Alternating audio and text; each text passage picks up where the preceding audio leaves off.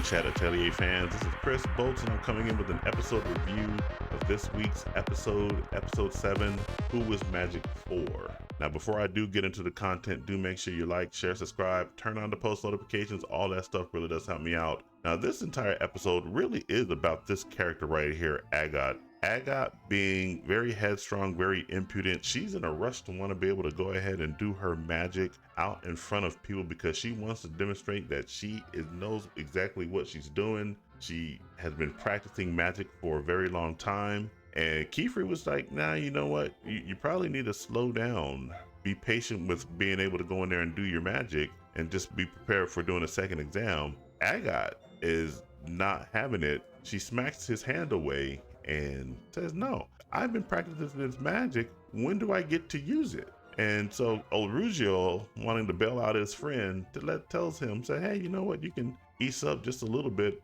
Experiencing reality is as important as studying as well. And Kefrey said, well, that's not the problem. Experiencing reality, being inexperienced can have its own advantages. But in the case of Agott, Agott is just too quick to want to be able to grow up, worried that she might make a mistake in her haste to grow up. Well, that kind of pans itself out here during this episode. They're very successful going out there and helping these people get rescued from this raging riverbed. Olrugio tells Agott, hey, you are inexperienced. Let's go ahead and use these magic contraptions to help people out, which Agott takes offense to. Olrugio's like, dude, really? You're going to take offense to that? Then if you don't think the simple tasks are worth doing, I can see why Kefrey was worried about you. You're just too impatient. You're going to have your time to shine, but you got to still do the proper motions. You still got to get the proper experience. Agott feels like she's being treated like a child, which she forgets that she is a child.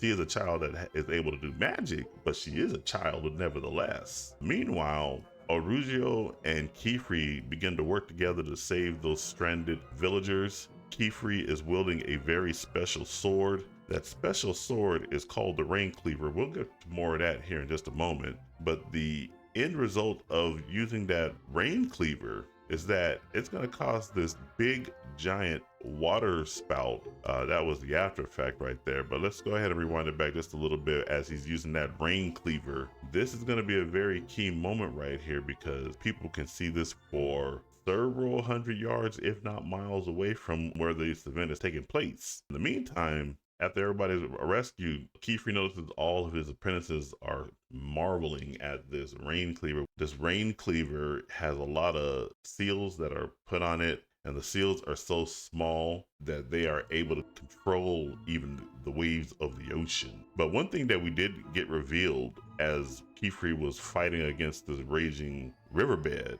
is that he actually hates water. He's a master of water magic, but he hates water. That's an interesting facet about his character. So I wonder if there's going to be more of a backstory as to why he has a disdain for water.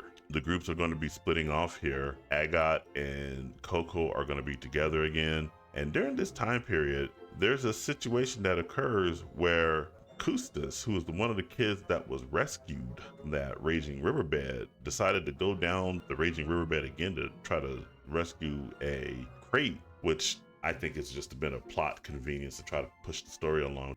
It's very blatant, but it does work to its favor right here because it actually helps reveal more about Agott, the character. There's a reason why Agott is so in a rush to learn how to do magic and to demonstrate it in front of other people. And that's because she is trying to impress her mother. Apparently she comes from a very long line of witches who are very capable. She's trying to win her mother's favor. Her mother, for whatever reason, decided that she did not want to take her on as an apprentice. And so she was forced to be an apprentice to Kefrey, rather. So she's living with this memory. So that's why she's in such a rush to do magic. This opens up of her working along with Coco to help rescue Custis. But the thing is you can't do magic in front of non-magic users, because if you do that, as we learned before, not only will the non-magic user have their memories erased by the Knights Morales, so will the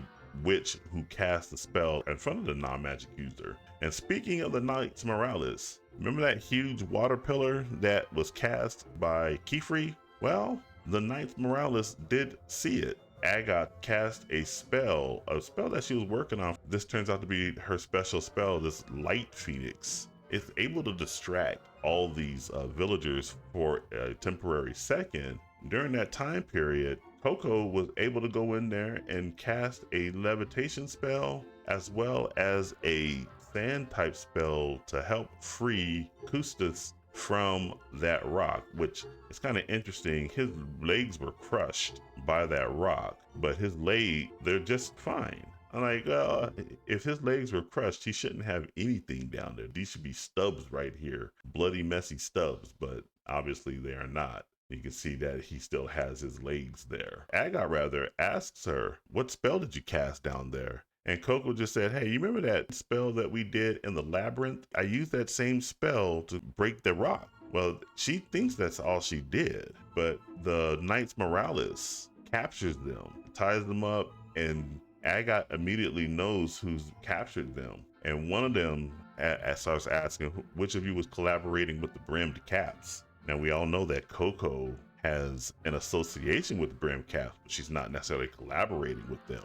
because the spell that was actually wielded was not just a simple spell that was used in the labyrinth. The spell that Coco cast dried up the entire riverbed and turned most of it into sand. It's a forbidden technique that she used, and then it's still vaporizing the river itself. So this is something that is completely not normal, even for a magician. So this Knights Morales right here gets ready to wield a spell that is going to take away Coco's memories. Like was mentioned by Kefrey, the Knights Morales do not bend, they do not yield. This Knights Morales says the laws of the days of the pact are inviolable, and he's getting ready to just use this weird spell to take away her memories. Your punishment is oblivion. So this is a pretty good episode in which there's some setup here for Agott's backstory, a little bit of a setup here for Kefrey with regards to his disdain for water. And then we get a proper introduction of the Knights Morales, who I think is going to be the overarching antagonist. I don't want to call them villains, because I don't think they're villains, but they will be an antagonist for this particular season, because I think the Brimmed Caps are the overarching villains of the story of Witch Hat Atelier, at least for the foreseeable future. I haven't read any of the manga or anything, but they do figure in prominently, and they do appear to be bad people. But at least for the interim, I think the Knights Morales are probably going to be the main antagonist for this atelier. So overall, I'm going to give this episode an 8.5 out of 10. I like the setup. I like the display of new magic. I like the introduction of the Knights Morales, and I like the exploration of Agott backstory, or at least the tip of it. So what did you guys think of this episode? Jump down in the comments and let me know what you think, and make sure you like, share, subscribe, turn on the post notifications. All that stuff really does help me out. And remember, this is Chris Bolt signing off, and I will catch you guys in the next video. Take it easy.